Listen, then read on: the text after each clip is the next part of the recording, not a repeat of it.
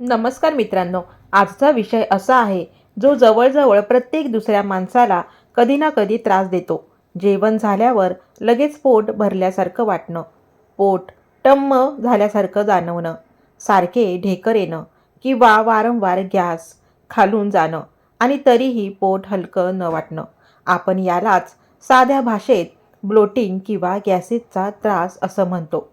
आज या व्हिडिओमध्ये मी तुम्हाला सांगणार आहे की पोटामध्ये गॅसेस जास्त का तयार होतात, कोणते पदार्थ हा त्रास वाढवतात, कोणता आहार घ्यायला हवा आणि अगदी सोपे घरगुती उपाय जे तुमच्या किचनमधूनच करता येतील. ही माहिती खास त्या सगळ्यांसाठी आहे ज्यांना पोट फुगणं, गॅस, ॲसिडिटीचा त्रास वारंवार होतो. पहिलं आपण पाहूया पोटात गॅस म्हणजे नेमकं काय. मित्रांनो, आपल्या पोटामध्ये nitrogen, oxygen, carbon dioxide, hydrogen, methane असे काही वायू नैसर्गिकरित्या तयार होत असतात. जेव्हा आपण अन्न खातो ते अन्न पचताना आपल्या पोटात असलेले चांगले वाईट बॅक्टेरिया त्यावर प्रक्रिया करतात आणि त्या प्रक्रियेमध्ये गॅस तयार होतो.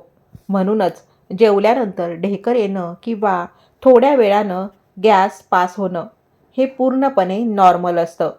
साधारणपणे 100 ते 200 ml इतका गॅस सगळ्यांच्याच पोटात असतो. पण समस्या तेव्हा सुरू होते जेव्हा हा गॅस जास्त प्रमाणात तयार होतो किंवा अकडून राहतो किंवा थोडासा गॅसही जास्त वाटायला लागतो. आता पाहूया गॅस जास्त होण्याची 3 मुख्य कारणं. गॅस जास्त तयार होणं. काही पदार्थ असे असतात जे पचायला जड असतात. ते पोटात जास्त वेळ राहतात आणि त्यातून गॅस जास्त तयार होतो. नंबर 2, गॅस बाहेर न पडणं. गॅस तयार होतो, पण तो खालून व्यवस्थित पास होत नाही आणि पोटातच अडकून राहतो. म्हणून पोट फुगल्यासारखं वाटतं. 3, पोटाची जास्त संवेदनशीलता. कधीकधी गॅस नॉर्मल असतो, पण आतड्यांना तो जास्त असल्यासारखा जाणवतो. हे जास्त करून IBS, इरिटेबल बॉवेल असणाऱ्या लोकांमध्ये दिसतं. कोणते पदार्थ गॅसेस वाढवतात. जर तुम्हाला वारंवार गॅसेसचा त्रास होत असेल तर काही दिवस तरी हे पदार्थ टाळा. तळलेले पदार्थ, फार गोड, मैद्याचे पदार्थ, बेकरी आयटम, फास्ट फूड, फार तिखट मसालेदार अन्न, नॉनव्हेज जास्त प्रमाणात, राजमा, छोले, चणे जास्त खाणं, सतत काहीतरी खात राहणं आणि सर्वात महत्त्वाचं वेळेवर न जेवणं किंवा सारखं खात राहणं. यामुळे पचनशक्ती हळूहळू कमजोर होते. आता यावर आपण सोपे घरगुती प्रभावी उपाय पाहूयात. सिद्धिजल औषधी पाणी, ओवा, जिरं, धने, बडीशेप हे सगळं सामान प्रमाणात भाजून पावडर करा. एक मोठा चमचा पावडर 3 ते 4 ग्लास पाण्यात उकळा. थंड करून दिवसभर साध्या पाण्याऐवजी प्या.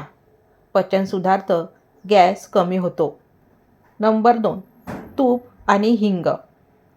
1 चमचा तूप, 4-5 चिमूट हिंग कोमट करून भातावर किंवा चपातीसोबत घ्या.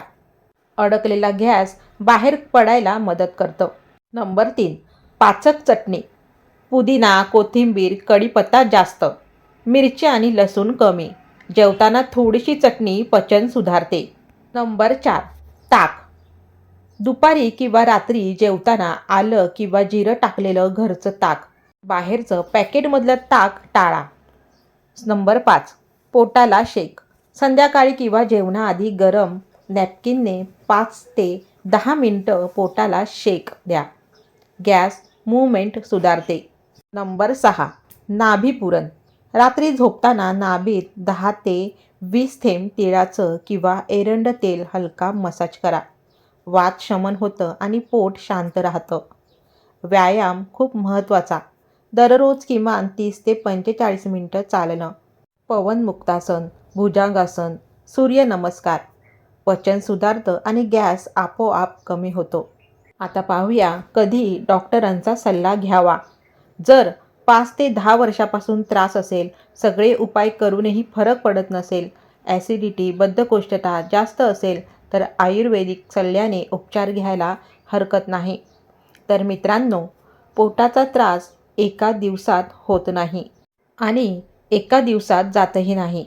पण योग्य माहिती, योग्य आहार आणि थोडं सातत्य हे 3 गोष्टी पाळल्या तर गॅस, ब्लोटिंग नक्कीच नियंत्रणात येतं. हा व्हिडिओ उपयोगी वाटला असेल तर नक्की शेअर करा आणि तुमचा अनुभव कमेंटमध्ये सांगा. पुन्हा भेटू अशाच एका नव्या विषयासोबत. धन्यवाद.